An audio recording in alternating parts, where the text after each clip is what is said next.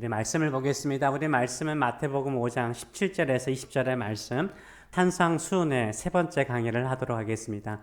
내가 율법이나 선지자를 폐하러 온 줄로 생각하지 말라. 폐하러 온 것이 아니요 완전하게 하려 함이라. 진실로 너희에게 이르노니 천지가 없어지기 전에는 율법의 1.1획도 결코 없어지지 아니하고 다 이루리라. 아멘. 우리 말씀을 가지고 하나님의 말씀을 내 심장으로 여기라. 하나님의 말씀을 내 심장으로 여기라 라는 제목으로 같이 은혜를 나누기를 원합니다. 우리는 세상 사람들과 다르게 사는 사람입니다. 왜냐하면 우리는 하나님 나라의 백성이기 때문입니다. 우리의 능력은 세상 사람들과 똑같이 사는 것에 있지 않습니다. 우리의 능력은 세상 사람들과 다르게 사는 것에 우리의 능력이 있는 줄 믿습니다. 비즈니스라든지 어떤 분야에 성공한 사람을 보게 되면요, 그 분야의 모든 사람과 동일한 사람이 잘 되지 않아요. 그 분야에 다른 점이 있다는 것을 우리가 발견하게 되죠. 분명히 다른 점이 있습니다. 회사 가운데 애플이라는 회사가 있죠. 분명히 다른 전자 제품과 달라요. 전자 제품이기 때문에 기계적이어야 한다라고 생각하는데요, 기계적이면서 그들에게 다른 점은 무엇입니까? 예술적이요. 다르기 때문에 사람들은 좋아요. 우리의 능력도 마찬가지입니다. 우리가 세상 사람들과 같아지면 아무런 능력 없어요. 우리가 세상 사람들과 다르게 살 때 능력 있는 줄 믿습니다. 그렇기 때문에 우리가 다르게 살아야 됩니다. 예수님께서 산상수훈을 통해서 제일 먼저 말씀하신 게 뭡니까? 하나님 나라의 백성은 복에 대해서 다른 개념을 가져야 된다라고 말씀하셨어요. 예수님은 팔복의 말씀을 통해서요, 세상 사람들이 생각하는 복이 아니라 하나님 나라의 복을 가지고 살아야 된다라고 가르쳤습니다. 세상 사람들은 부자가 되고 건강하고 아무런 어려움이나 걱정이 없는 것을 복으로 생각하죠. 물론 그것도 복입니다. 그런데요, 세상의 복은요, 사은품과 같습니다. 사은품은 되게 샘플이잖아요. 상품은 샘플이잖아요. 작게 주잖아요. 적게 주잖아요. 정품은 팔려 가지 그거 주지 않아요. 사은품은 샘플이고 적게 주는 거예요. 잠시 쓰다 보면은 사라지는 거예요. 그래서 뭐 사고 싶은 거예요? 정품 사고 쓰게 만드는 것 아닙니까? 이 세상의 복은 일시적인 거예요. 없어지는 거예요. 여기에 우리가 매여 살면 안 돼요. 진짜 축복을 우리가 얻는 저와 여러분 되시길 축원합니다. 하나님의 축복은 정품이에요. 하나님의 복은요, 영원한 것입니다. 하나님께서 주시는 복은 우리에게 참된 축복이 되는 줄 믿습니다. 이 복을 사모하시는 저와 여러분 되시길 축원합니다. 그래서 하나님은 우리에게 다른 복을 말씀하셨습니다. 세상 사람들이 생각하는 복이 아니에요. 하나님의 나라의 사람은 다른 복을 가지고 있는 거죠. 마음이 가난한 사람이 복이 있대요. 애통한 사람이 복이 있대요. 마음이 강한 사람이 아니라요, 마음이 부드러운 사람이 복이 있다. 좀 부족함을 느끼는 사람이 복이 있다고 말합니다. 남들을 긍휼히 여겨서 늘 베푸는 사람이 복이 있다라고 말씀하세요. 남들과 화평하기 위해서 좀 양보하는 사람이 오히려 복이 있다라고 말씀하세요. 고난과 어려움 속에 있는 사람이 복이 있다라고 말씀하세요. 세상 사람들이 복이라고 말하지 않는 것을 예수님은 복이라고 말해요. 왜냐하면 하나님께서 그들과 함께 하시기 때문인 거예요. 하나님께서 그들을 지켜 보호하시기 때문인 줄 믿습니다. 우리는 폭넓은 복의 개념을 가지고 살고 있어요. 세상 사람들이 복이 아니라고 하는데 우리는 복이라고 생각하니까 살아가는 그 자체가 뭐가 되는 거예요? 복이 되는 거예요. 아멘. 내가 살아가는 고난도 슬픔도 어려운 것도 부족한 것도 복이라고 생각하며 살아가는 사람을 누가 이기겠습니까? 그렇게 넓은 마음을 가지고 살아가면요, 하나님이 그릇이 크기 때문에 뭐 하시는 거예요? 복을 넘치도록 주시는 줄 믿습니다.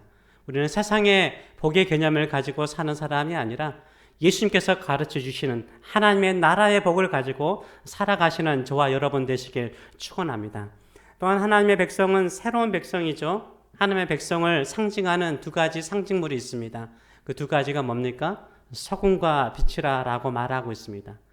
소금과 촛불은요, 아주 작지만 자기를 희생할 때 주변을 살맛 나게 만들죠. 그리고 주변을 환하게 만들어요. 작지만 큰 영향력이 있다라고 말씀하십니다. 이 세상 사람들은요, 더 많이 가지기 위해서요, 싸우고 미워하고 경쟁하고 죽이고자 우리는 우리를 희생해서 오히려 주변 사람들에게 선한 영향력을 미치려고 하죠. 이것이 바로 우리와 세상 사람들이 사는 방식이 다른 거예요. 그런데 우리가 소금과 빛으로 살려고 하면요, 하나님께서 우리를 더 빛나게 하실 줄 믿습니다.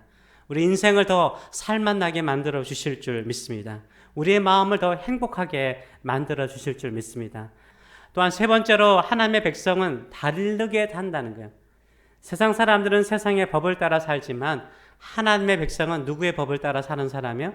하나님 나라의 법을 따라 사는 사람이에요. 그래서 하나님 나라의 법을 지키는 사람이다라고 말하고 있습니다. 하나님의 나라의 법은 뭡니까? 성경이죠.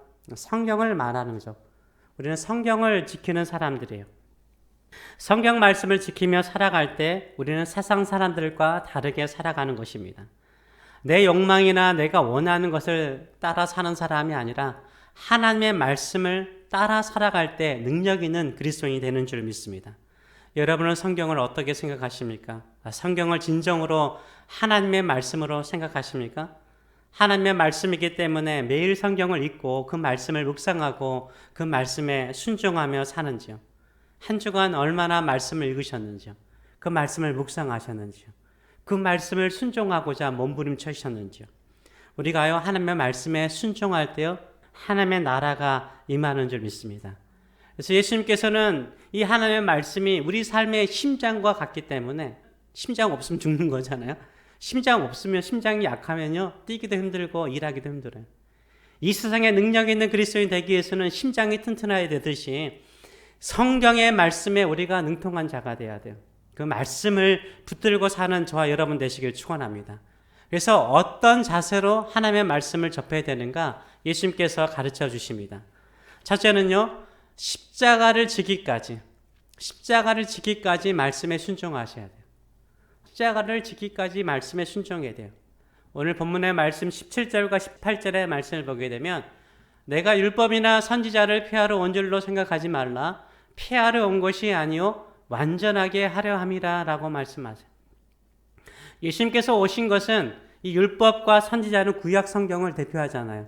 이 구약 성경을 폐하고자 온 것이 아니라는 거예요. 오히려 예수님께서 이 땅에 오신 것은 이 구약의 모든 예언이 성취되도록 완전하게 이루어지도록 오셨다라고 말씀하고 있습니다. 그래서 18절에서 이렇게 말씀하죠. 진실로 너희에게 이르노니 천지가 없어지기 전에는, 이 세상에 멸망하기까지는 율법의 1.1획도 결코 없어지지 아니하고 뭐하리라? 다 이루리라. 다 이루리라 말씀하세요. 그래서 우리가 하나님의 약속의 말씀을 붙들고 사는 거 절대 헛되지 않아요. 왜요? 그 약속의 말씀을 붙들고 살면 반드시 이루어지기 때문에. 아멘. 이것을 믿으시는 저와 여러분 되시길 축원합니다. 그렇다면 우리 예수님께서 이 땅에 오셔서 하나님의 말씀에 어떻게 하셨을까요? 예수님도 하나님의 말씀에 순종하셨어요. 하나님의 말씀에 철저하게 순종하셨어요. 요한복음 15장 10절의 말씀을 보게 되면 예수님께서 이런 말씀하시죠. 내가 아버지의 계명을 지켰대요. 내가 아버지의 계명을 지켜 그의 사랑 안에 거하는 것 같이 너희도 내 계명을 지키면 내 사랑 안에 거하리라 라고 말씀하세요. 예수님께서 이 땅에 오셔서요, 하나님 아버지의 계명을 다 지켰대요. 지킴을 통해서 하나님 아버지의 사랑 안에 거하는 자로 살았다라고 말하고 있습니다. 예수님께서는 이 땅에 오실 때 하나님 아버지의 말씀을 그대로 다 지키며 사셨어요. 그런데 어디까지 순종하며 살았을까요? 예수님은 십자가에 죽기까지 순종하며 사셨어요. 예수님께서 이 땅에 오신 사명이 무엇입니까? 죄인들을 위해서 십자가에 죽는 거예요. 죽기까지 하나님의 말씀에 순종하셨습니다. 우리가 하나님의 말씀을 순종할 때도 어떤 자세를 가지고 순종해야 될까요? 예수님께서 십자가를 지기까지 순종하신 것처럼요, 죽기까지 순종하시는 저와 여러분 되시길 축원합니다. 아멘. 그런 마음의 자세를 가지고 주의 말씀을 지킬 때요, 하나님께서 그 말씀 붙들고 사는 자를 복되게 하세요. 하나님의 말씀을 이루어지도록 축복하여 주시는 줄 믿습니다.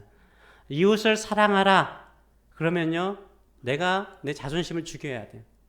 내가 희생해야 됩니다. 기도하려면요, 내가 원하는 나의 소원과 욕망을 내려놔야 돼요. 하나님의 뜻대로 기도해야만 응답된다고 그러잖아요. 기도하는 시간은요, 내 것을 내려놓는 거예요. 내 욕망을 내려놓는 거예요. 그때 하나님의 나라가 임하고 하나님의 뜻이 이루어지는 줄 믿습니다. 용서하는 거 쉽지 않아요. 근데 용서하려면 무엇을 내려놔야 돼요? 내 자존심을 내려놔야 돼요. 근데 자존심을 내려놓을 때까지 순종할 때요, 용서를 통해서 우리에게 참된 자유가 임하는 줄 믿습니다. 우리가 모든 것을 내려놓고 사랑하고 용서하고 살려고 할 때 하나님의 말씀을 이루어지는 인생이 되는 줄 믿습니다. 사람이요, 육체적으로 너무나 고통스러우면 한 번쯤은 다 그러신 경험이 있을 거예요. 육체적으로 너무나 고통스러우면 뭐 하고 싶어요? 죽고 싶다. 죽고 싶다. 왜 그래요? 육체적으로 너무나 고통스러우면 죽으면 어떻게 되는 거예요? 육체적인 고통에서 내가 벗어날 수 있기 때문에 이런 말을 사람들이 하곤 합니다. 근데 이것도 영적으로 동일하다는 거예요.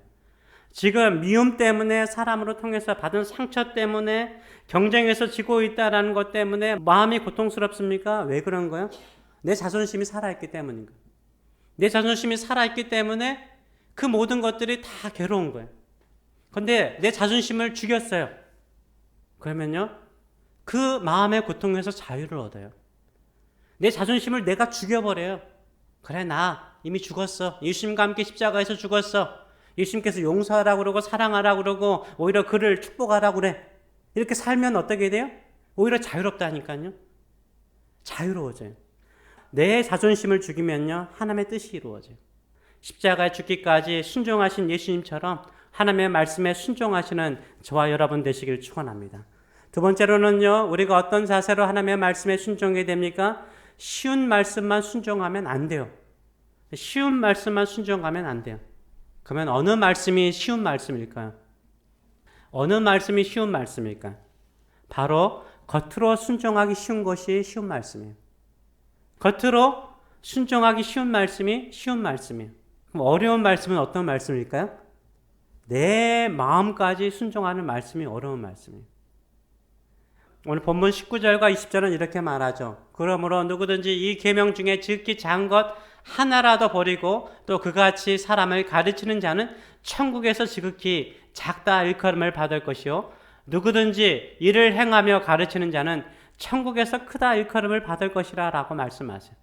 20절의 말씀을 보게 되면 내가 너희에게 이르노니 너희 의가 서기관과 바리새인보다 더 낫지 못하면 결코 천국에 들어가지 못하리라 라고 말씀하고 있어요. 우리 주님께서 말씀하시기를 계명 중에 지극히 작은 것 하나라도 가볍게 여기거나 버리지 말라라고 말씀하세요. 그 모든 말씀을 다 소중히 여기라라고 말씀하세요. 누구나요, 성경 말씀 가운데 내가 좋아하는 말씀이 있고 내가 싫어하는 말씀이 있어요. 그래서 우리는 싫어하는 말씀, 또 내가 감당하기 힘든 말씀을 뭐예요? 외면해 버리고 싶어요. 그냥 무시해 버리고 싶어요. 주님께서 그렇게 말씀하잖아요. 무시하고 외면하면 너 천국에 들어가도 너 지극히 작은 자야. 그러나 작은 말씀일지라도 그 말씀을 순종하며 뭐 한다고요? 지극히 큰 자가 될 것이라 라고 말씀하세요. 내 마음에 순종하기 힘든 말씀 있어요? 그러면요, 이거 성령께서 나에게 꼭 지키라고 하신 말씀으로 받아들여야 돼요. 그러면서 지극히 작은 하나님의 말씀을 버린 두 사람을 예를 들어요. 바로 서기관들과 바리새인들을 예로 들고 있습니다. 이들은 어떤 사람이에요? 하나님의 말씀을 선별해서요, 지킬 만한 말씀만 철저하게 지킨 사람이에요. 하나님의 말씀을 구별해가지고 내가 지킬 수 있는 말씀만 철저하게 지켰어요.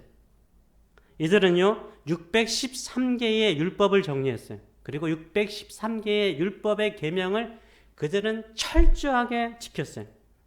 이 바리새인들은요, 11조를 드리더라도요, 다들 집에 텃밭 있잖아요. 텃밭에 야채 심잖아요. 뭐 고추라든가 뭐 호박이라든가 다 심잖아요. 그것에 11조를 드려본 적 있어요? 이제는요, 11조를 드린 사람이에요. 주님께서 말씀하시기를 마태복음 23장 23절 말씀 보게 되면 화이실진저 외식하는 서기관들과 바리새인들이여 너희가 박하사탕 아시죠? 이 박하 조그마니 박하 회양 근처에 11조를 들이대 율법에 더 중한 바 정의와 국률과 믿음을 버렸도다. 그러나 이것도 행하고 저것도 버리지 말아야 할 것이니라 라고 말하고 있어요. 이 바리새인들과 서기관들이 어떠한 사람이었냐면 텃밭에 작은 밭에 자기들이 먹으려고 심었던 박하와 해양과 근체라는 작은 식물들을요, 거기까지 11조를 드릴 정도로 철저했다는 거예요. 근데 그들의 마음에는 뭐가 없어요? 정의도 없고 긍휼도 없고 믿음도 없는 거예요. 믿음도 없이, 사람에 대한 긍휼도 없이 그냥 철저하게 지킨 거예요. 주님께서 말씀하시길 그런 11조를 하대요. 이것도 행하고 저것도 버리지 말아야 될 것이냐. 오히려 그런 형식도 필요하지만 공의와 정의와 긍휼과 믿음도 너희 마음 안에 있어야 된다라고 말씀하고 있어요. 또 한 가지로 이들은요, 일주일에 2번 금식했어요. 누가복음 18장 12절의 말씀을 보게 되면 이 바리새인이 세리와 내가 다르다라고 다른 기도를 드리죠. 나는 일회에 2번씩 뭐하고? 금식하고. 여러분 하루에 몇 번 1년에 몇 번 금식하세요? 나는 일회에 2번씩 금식하고 또 소득의 11조를 드리나이다. 이렇게 기도해요. 이 사람들은요, 일주일에 2번씩 금식했어요. 목요일과 월요일에 금식했어요. 목요일에 금식하는 것은 모세가 하나님의 말씀을 받기 위해서 시내산에 오르는 요일이 목요일이래요. 월요일은요, 모세가 하나님의 말씀을 받들고 내려오는 날이 월요일이래요. 그들은 그렇게 해석을 하고 월요일과 목요일에 금식을 해요. 철저하게 이 금식을 지켰던 사람들이라고 말하고 있습니다. 이들은 이렇게 철저하게 율법을 지킨 사람들이에요. 근데 그들의 경고는 뭐라고요? 외식하는 자들이에요. 우리 주님께서 말씀하시잖아요. 외식하는 자들이에요. 사람들에게 보이려고 종교적인 행위를 한 사람이에요. 이 바리새인 사람들은요, 시장통에서 큰 목소리로 기도했어요. 시장통에서 사람들이 보라고 큰 길거리에서요, 시장통 거리에서 크게 기도했어요. 사람들에게 뭐 한 거예요? 보여주려고 한 거예요. 보여주려고. 그리고 잔치집이라든가 어느 식사 자리가 있으면 어디에 앉았을까요? 말석이 아니라 항상 상석에 앉으려고 그들은 했어요. 대접받으려고 했던 거죠. 그래서 그들은 어떤 사람이었어요? 사람들에게 보이려고 철저하게 경건하게 살았어요. 사람들에게 보이려고 철저하게 경건하게 살았어요. 그래서 예수님께서 하신 말씀이 뭐예요? 너희들 그거 닮으면 안 된다는 거예요. 마태복음 16장 6절 말씀 보게 되면 예수께서 이르시되 삼가 바리새인과 사두개인들의 누룩을 주의하라. 조심하라 하는 거예요. 조심하라. 그들 따라 살면 안 된다는 거예요. 이 누룩은 외식을 말하는 거예요. 외식하는 것은요, 쉬워요. 알아요? 왜냐하면 사람들이 볼 때만 잘하면 되거든요. 외식하는 것은요, 사람들이 볼 때만 잘하면 되는 거예요. 내 마음이 더러운가 사람들이 못 보니까 그거 중요하지 않아요. 사람들이 볼 때만 경건하게 살면 되는 거예요. 그런데요, 내 마음까지 하나님의 말씀에 순종하고 하나님을 사랑하는 것은 쉬워요, 어려워요? 어려운 거예요. 내 내면까지 순종해야 되는 것은 쉽지 않아요. 근데 하나님께서 요구하시는 것은 뭐예요? 내면까지 마음과 정성을 다해서 순종해야 되는 말씀까지 뭐 하라는 거예요? 순종하라는 거예요. 순종하라는 거예요. 그것이 바로 능력인 줄 믿습니다. 하나님의 말씀에 순종하기 쉬운 말씀만 선별해 버리면요, 그것만 먹고 살면요, 인스턴트 음식을 먹는 것 같아요. 인스턴트 음식을 먹으면 어떻습니까? 기분 좋죠. 저는 라면 먹으면요, 기분 되게 좋아요. 라면 향이 딱 나잖아요, 집에 들어오는데. 먹고 싶어요. 그거 먹고 나면 기분 되게 좋아요. 근데 몸에는요, 해로워요. 몸에는 해로워요. 마찬가지요. 내가 겉으로 외식하는 말씀만 순종하면요, 그거는 처음에는 사람들에게 칭찬을 받으니까 되게 기분 좋아요. 사람들을 인정해 주니까 되게 좋아요. 근데요, 그거 영혼을 죽이는 거예요. 지극히 작은 자가 되는 거예요. 우리는 마음을 다해서 지켜야 되는 하나님의 말씀까지 순종하시는 저와 여러분 되시길 축원합니다. 세상 사람들은 겉보기에 아름답게 좋게 보이려고 노력하죠. 우리는 내면까지 주의 말씀을 순종하는 저와 여러분 되시길 축원합니다. 하나님의 말씀 선별하지 마세요. 오히려 내 마음에 부담을 주면 그 말씀이 성령께서 나에게 하시는 말씀으로 받아들이고 순종하시는 저와 여러분 되시길 축원합니다. 마음을 다하여 순종하시는 저와 여러분 되시길 축원합니다. 하나님의 말씀을요, 왜 우리가 가까이에 대고 소중히 여겨야 될까요? 예수님은 마음을 다하여 순종하라고 그랬을까요? 왜냐하면 하나님의 말씀은요, 우리 몸의 심장과 같기 때문인 거예요. 비행기에 뭐가 있죠? 엔진이 있잖아요. 엔진과 같기 때문인 거예요. 엔진과 연료통과 같기 때문인 거예요. 2차 세계대전 때요. 공중전이 많지 않았습니까? 폭격도 많이 하고 공중전이 많지 않았습니까? 2차 세계대전 때 비행기가 출격을 하고 난 다음에 돌아오는 비행기가 많지 않았어요. 돌아오는 비행기를 볼 때마다 모든 비행기들은 거의 온전하게 돌아오는 비행기가 거의 없었다고 합니다. 거의 모든 전투기에는 뭐가 있어요?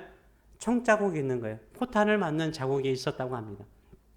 그래서 어떻게 하면 많은 비행기가 그런 폭격과 공중전에서 살아서 돌아오는가, 이 과학자들이 연구를 한 거죠. 그래서 어떻게 했을까요? 이들이 총알을 맞은 날개라든가 어디에 총알을 맞은 데에다가 강한 쇠판을 붙였을까요? 아니요. 어디에다가 쇠판을 더 많이 강하게 붙였을까요? 돌아왔다는, 이 전투기가 돌아왔다는 것은 뭐예요? 총알을 맞고도 돌아왔다는 것은 뭐예요? 안전하다는 거잖아요.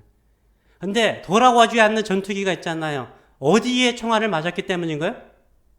엔진하고 연료통에 맞았기 때문인 거예요. 엔진하고 연료통에 맞아버리면 어떻게 되는 거예요? 그거 끝난 거예요. 추락하는 거예요. 추락하는 거예요. 인생도 마찬가지인 거죠. 인생도 여러 가지 상처 받을 때 있어요. 여기저기 상처 받았은 거 우리 안 죽어요. 심장이 죽어버리면, 하나님의 말씀의 공급이 죽어버리면 어떻게 되는 거예요? 끝나는 거예요. 예수님께서 세 번째로 강조하는 건 뭐예요? 너희의 인생이 복되고 하나님의 나라가 임하는 것은 뭐냐면 하나님의 말씀을 철저하게 지키라는 거, 보호하라는 거예요. 그 말씀을 지키라는 거예요. 너희가 말씀을 심장과 같이, 비행기 엔진과 같이, 연료탱과 같이 소중하게 여기지 않고 보호하지 않으면 세상에 많은 총탄을 맞아서 그 맞으면 끝나는 거예요. 우리가 진정으로 하나님의 말씀을 소중히 여깁니까? 나의 심장으로 여깁니까? 비행기 엔진처럼, 연료 탱크처럼 여기십니까?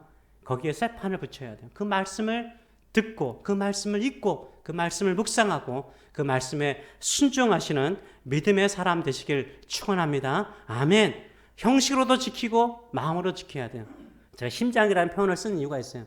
심장은 심실과 심방 있죠? 좌우 심방과 좌우 심실 있잖아요. 참 의미가 있다라고 생각을 해요.